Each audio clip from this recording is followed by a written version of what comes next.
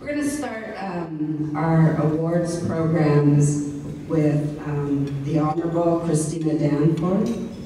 And introducing her today is Gwen Carr. So Gwen, you can come forward, please.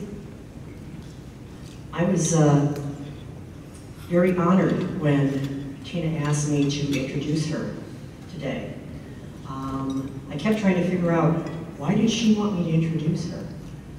And I decided that it was because out of all of the people that I have worked with in Wisconsin, Tina has been the most wonderful, devoted, loyal, decent, honorable, ethical, loving, kind, and generous woman that I have met. But most of all, I am grateful to have her as a friend, and I love her very deeply. Congratulations.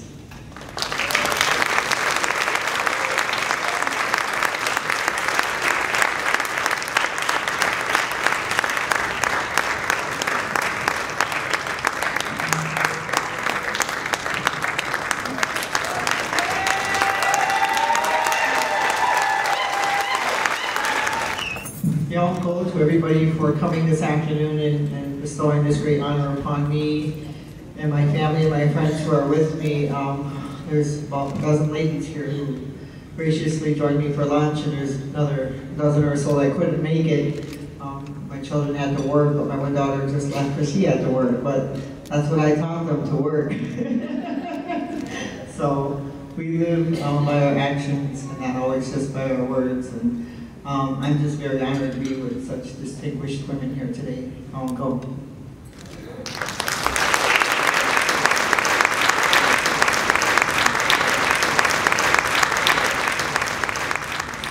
So the next honoree is the Honorable Wewin, and introducing her today is the Honorable Chairman Rick Hill.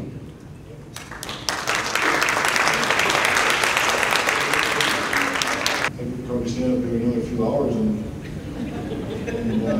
I'm just tip of the iceberg in terms of what she's been able to do. So in terms of spirit, in terms of ability to shift the political tide, to have vision and foresight, and to be honored today, I'm sure it's I'm feeling a little bubbly about it, and I'm feeling really good inside my heart to be asked to do this on her behalf. So without any further ado, I'd like you to get on your feet and rise to the occasion of a good supporting you right here.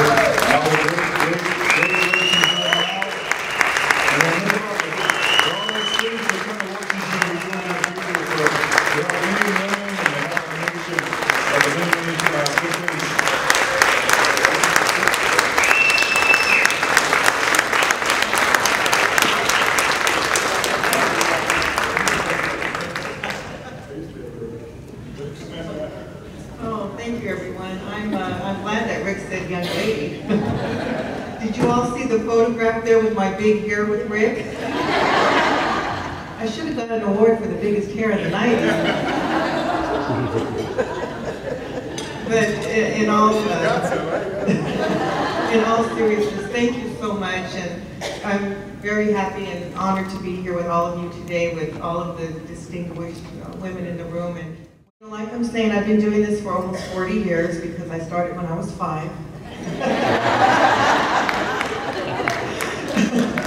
And I was just sharing with Veronica and a few other friends and Sue last night that, it's like, gosh, in my younger day, I used to be able to get up early in the morning at, 5 and catch that early flight at, 7 or 8 to go and do my day meeting, that's only an hour away, but now I have to go the night before. And get a good night's sleep. It's kind of funny. It's not like you can go all night again like we used to in our younger day. And you just have to follow your dream and have that passion. And I know when I have to travel, and my travel is back to back, I remember 8 months ago, I was in 6 hotels in 8 days. It was like hopping from one city to one flight to wake up in the middle of the night, and it's like, I think I'm at home, and I have to think a minute, where am I, So, but I enjoy what I do. I enjoy working with all of you. It's great to see all my friends again. And again, I just want to say thank you to Wewin, to the staff, to the board members, the founding members who have made this 6th annual event possible. And next year, we're going to have this whole room filled and more tables because we're telling all of our tribes to be there and support us. Thank you.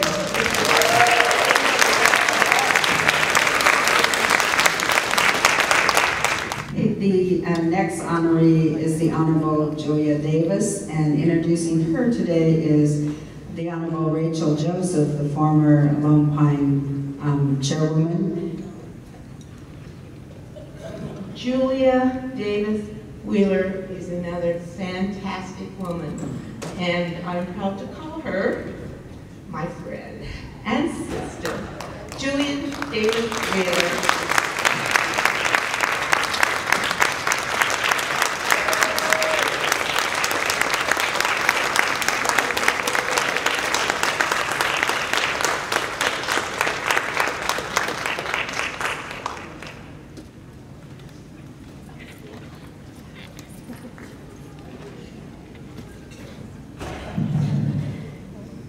Thank you, Rachel. And I'd like to thank the Women Empowering Women in Indian Nations. As you can tell, it's very touching to me to receive this honor. It's been a long time coming. As Melanie told me on the phone when she called me, and I was blown away. I said, really? I said, that's wonderful. And I really feel blessed today that I'm being honored by my peers, that all these fine women, and you women sitting here, are doing this for us, because as Sue Maston had said earlier in the opening, it's not easy. You know, it gets pretty hard sometimes. And, sometimes you think, well, maybe it's time to let someone else do it. I think that Sue Maston and Veronica and Rachel have done a really good job of putting this group together. And I remember Sue asking me if I would be interested to join, and I want to say right now in front of everyone that I will become a member. I will be helping my very best to make sure that we do have a full conference for next year. But I want you all to know that this here, me standing here today, is better than being in that parade. So I just want to thank you.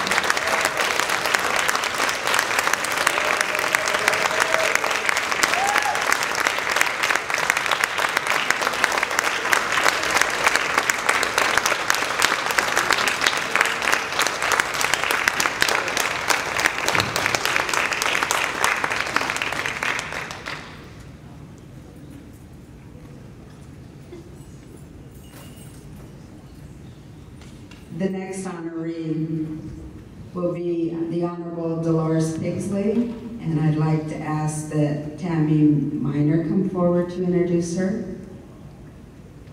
The rebuilding of a tribe takes leadership and community support, and our leadership is Dolores Pigsley.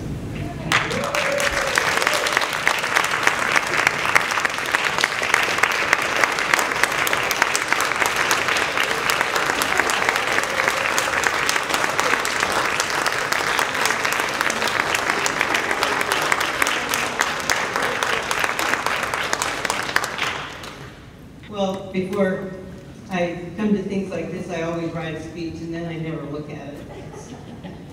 It has a way of making it its own words.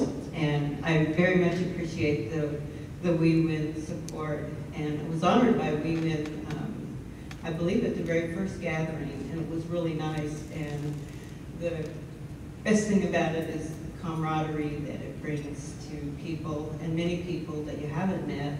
But all these ladies up here, I've known for a very long time. Somebody mentioned it's been really an experience. It's been fun, it's been good, and there's been some really, really tough times. And all the women up here, I think, can attest to that, that some of the abuse that we take isn't just by the big world, the nation, but by people at home. And so you have to learn to be tough, and you have to do what's in your heart and do the best job you can for the majority of your tribal members, and stick by your guns when those tough decisions come, and they always come. And so with that, I want to thank Tammy. She's one of the tribal council secretaries, and our other council members that were intending to come couldn't do it at the last minute, so Tammy got asked, and I appreciate Tammy very much. She keeps me on schedule. I know where I'm going and what I'm doing at all times. So I want to thank you ladies, I very much appreciate it, and Sue, especially Sue, she's really a relative. And thank you to Wewin and to all you people that came in, that are still here. Thank you.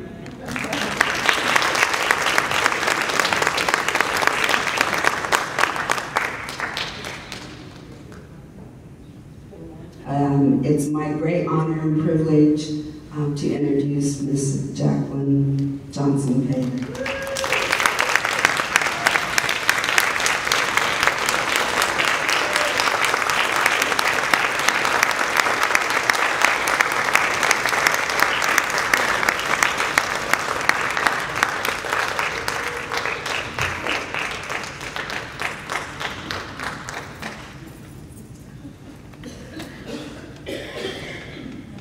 I think like all the other women up here, this is like one of the toughest moments in our lives because we don't do this part very well. We can do all kinds of other things, but we don't do this part very well. So I want to thank all of you and all my friends that have been there. I mean, these women are the women who call me up or send me a text message, Rachel, and she'll say, thinking about you today, I'm there if you need me, I'm a phone call away, you know, those kinds of things, no matter what's going on in the Hill or what's happening in DC, and the lights and the pace. And I remember someone was saying about the challenges that we go through for leadership, whether we're at home or wherever we are. And I remember when I first got to DC, as the Deputy Assistant Secretary for HUD, and I was like the tribal advocate before that. I was the one like you guys. I was marching on the Hill and marching and telling the government what to do, and then all of a sudden I was on the other side. And you'd think that Indian country thought I changed hats, and I really hadn't. And all of a sudden I realized that at that moment that you have to have skin of Teflon, and you have to have a heart of gold, and you just keep on doing it no matter what, because as long as you're winning, people want to be with you. And I redid my life plan, and the reason I redid it was because of Wewin and the Women's Caucus. Because at that annual meeting, the Women's Caucus got together and we all made a commitment that we were going to do something special every day for somebody else. And we were going to recognize someone, we're going to say something good about them. We're going to do something, and remember we talked about the 17 seconds and we had that wonderful little pink, hot pink safety pin thing. And so from that point on, I recognized that my life plan isn't really about everything I need to accomplish for myself. It's about what I can do to be able to help somebody else. And that was the message I wanted to leave with you tomorrow morning. Thank you, and thank you for this good speech.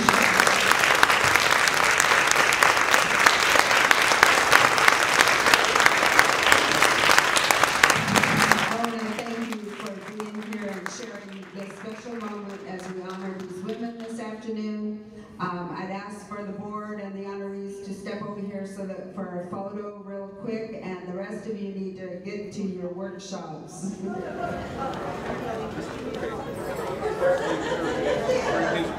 my mother,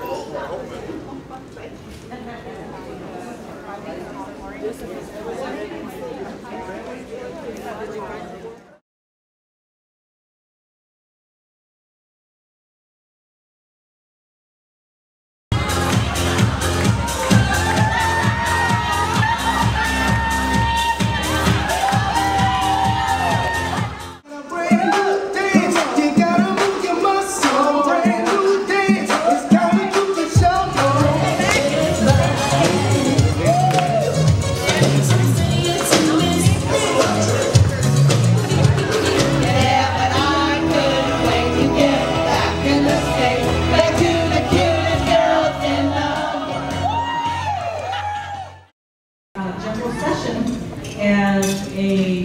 possession in a sense. And we have a very special presentation today. So first, we will ask Ernie Stevens Jr. come to the podium to give us his words of wisdom. It's an essential part of tribal sovereignty. The strength where we come from, the Great Law of Peace, the Ingwe people, the Iroquois Nation, that's who we are. And the laws that we stand by, the strength that we hold in Washington, D.C. is about tribal sovereignty. And we hold that because of the teachings of the Great Law. And the Great Law says that women are leaders, equal in every setting of our community. So I just wanted to, that's my main point for today, and then I want to tell you just a couple more people that are special in my life, and then I'll ask them to stand, and then I'll conclude. But I'll start first with my wife, and she is, I've been hanging out with Cheryl for 32 years. She is 20 years the grants manager for our tribe, but more importantly, she's a community person. She's coached all these little kids at all ages. She's one of the most successful basketball coaches in our high school's history. She has been on the school board, and she's really one of the greatest grandmas. If you ever see the car, it's always loaded with grandbabies, and they're always headed some direction. And one of the things, the biggest struggle is this big monster husband of hers who only gets home on weekends, and then all of a sudden she's got 3 grandkids staying over, you know. So there's not too much snuggling going on, I'll assure you that. But she's a grandma, and again she's nursed me through. And those of you who know me, there's Rachel, Veronica, Susan, and I go just down the list. Know that it hasn't been a piece of cake. I've been able to do what I do, but I've had a lot of good support to do it. Sometimes I had to get jacked up. I'm okay with that. And this lady will jack me up more than anybody. But she's hung with me through and through thick and through thin. And as in my 15 years in Washington, D.C., more than 10 full-time, she has supported me constantly. I wouldn't be there without her. So I'm getting the look over here. It's almost time to go, so I'll conclude. Oh, it is time? Okay. I'll conclude by saying that I stand with you, and even though you got to see my daddy up at the nursing home, he's very much alive, as you can tell. But I stand with you as 5 generations of Native women leading strong here in your country. So if I ask you all to stand, please, be recognized.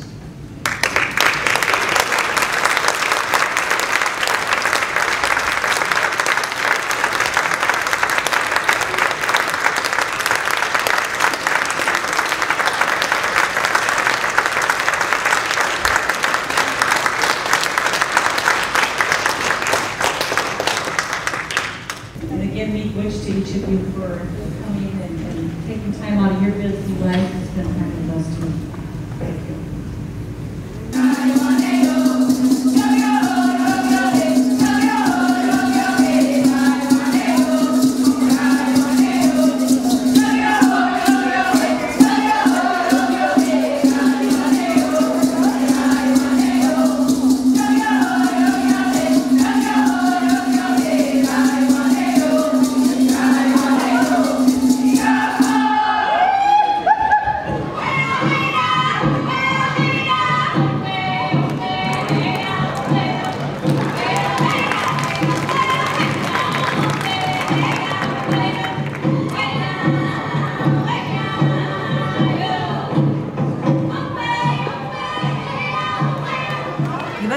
Of Wewin for me are the fact that the relationships I build with the women that I come in contact with. Like Maureen, for example, I've met her at several different conferences, but it wasn't until the Arizona Wewin that I actually really got to know her. And so I think the founders of Wewin have created an environment where women come together out of absolute mutual respect and are able to not hide from who they are, kind of talk about what they've accomplished, and not have to worry about any of the repercussions of that. And so therefore you get to genuinely know what other women that you've been working with, what their skill sets are. And that's, I don't know of any other place where you get to do that safely in an environment where you know that it's going to be reciprocated. What about you? I agree completely with what Lori said. It's a place to come and share the wisdom and the power that these women have here. I'm not even sure I can articulate what it really means inside and how it feels when we're all together at one of the sessions, either the breakout sessions or all together where they're honoring women, strong and powerful women in Indian country. And it just, you just feel good. You just feel the energy in the room and the power in the room. And there's nothing, as Lori said, I can't compare it to any other place or conference that I've attended that I get this same feeling. Well, and I think at the honoring luncheon, they always have an honoring luncheon, and at the honoring luncheon, I always find that I learn something about national Native history.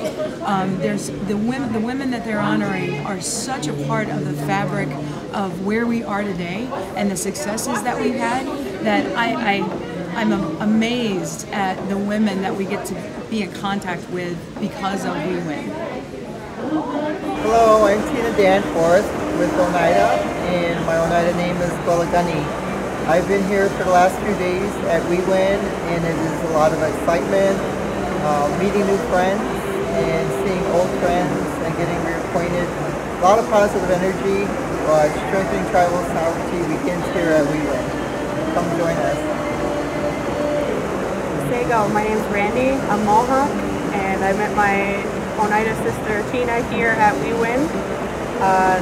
I love Wewin because you can make quick, easy connections with Indian sisters that you maybe wouldn't have met before.